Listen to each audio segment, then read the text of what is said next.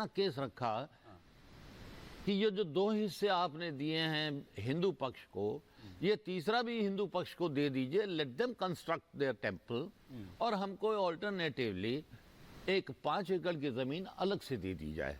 This was the approach of the Shia waqf. हाँ, विष्णु शंकर जैन जी कुछ कहना चाह रहे हैं सर, अपनी बात कंप्लीट करें। जी जी सर, आपसे बात लेते हैं, कंप्लीट करें धिंगरा सर।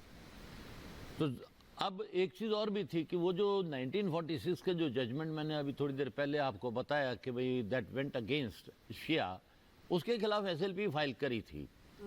ऑफ कोर्स उसमें काफी डिले थी, 71 साल की डिले थी। Supreme Court did not agree to condone the delay.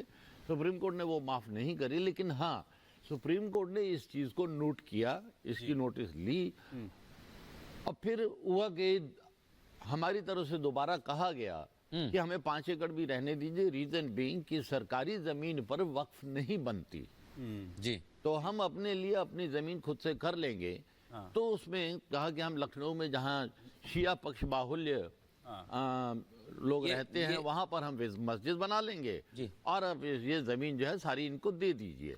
Ultimately supreme Court ने उस चीज को भी एक्सेप्ट किया, एक तरह से कि फॉर्मेलिटी जो करनी थी अल्टीमेटली, तो सुप्रीम कोर्ट ने 5 एकड़ सुन्नी वक्फ को देने की कवायद की। बिल्कुल। हरिशंकर जी, आप उसमें ऐड करना देखिए, मैं इस बात को थोड़ा बोलना चाहता हूँ कि हिंदू पक्ष में एक ऐसा अकेला पक्ष था, 11 रिव्यू पिटीशन फाइल हुई थी और 1 रिव्यू पिटीशन हिंदू पक्ष की तरफ से फाइल हुई थी जब राम मंदिर का जजमेंट हो गया था। और जो 5 एकड़ ऑल्टरनेट लैंड दी गई है उसके खिलाफ हमारा विरोध था, और आज भी वो विरोध है, क्योंकि हमारा ऐसा मानना है कि जो देवता की संपत्ति होती है, सुप्रीम कोर्ट ने जो अपने जजमेंट में लिखा कि अगर एक बार कोई संपत्ति देवता में निहित तो वो समय के अंत तक देवता की रहती है। Once a temple always a temple. बहुत बड़े बैरिस्टर कहते हैं once a mosque always a mosque, once a waqf always a waqf. तो ये बात हम लोग को तुरंत समझ में आती है, पर जो हिंदू शास्त्रिक नियम है वो यही है, once a temple always a temple. तो अगर सुप्रीम कोर्ट ने बात होल्ड कर दी थी कि यहाँ पे बराबर पूजा अर्चना चली आ रही है और ये भगवान राम का स्थान है, तो आप हमारे मंदिर में घुस आए, घुस के आपने कब्जा कर लिया और उस अवैध कब्जे के रूप में ऑल्टरनेट लैंड मांगी जा रही है। आपको एक फैक्ट बताना चाहता हूं, आप लोग जान के चौंक जाएंगे। इलाहाबाद हाईकोर्ट की जमीन वक्फ घोषित कर दी गई 2017 में, और वहां पे मस्जिद बना दी गई।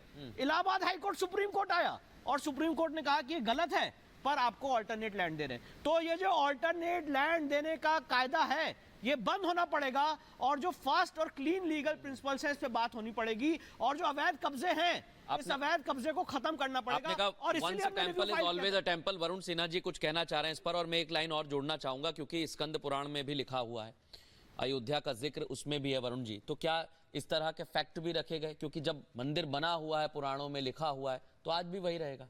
बिल्कुल। मैं आपको एक बात बताऊं कि जब 2010 में अपील आई सुप्रीम कोर्ट में इलाहाबाद उच्च न्यायालय के फैसले के खिलाफ, तो जस्टिस लोढ़ा और जस्टिस आफ्ताब आलम की बेंच में वो सूचीबद्ध हुई थी। और उस वक्त एक बात जो माननीय सर्वोच्च न्यायालय के दोनों जज ने कहा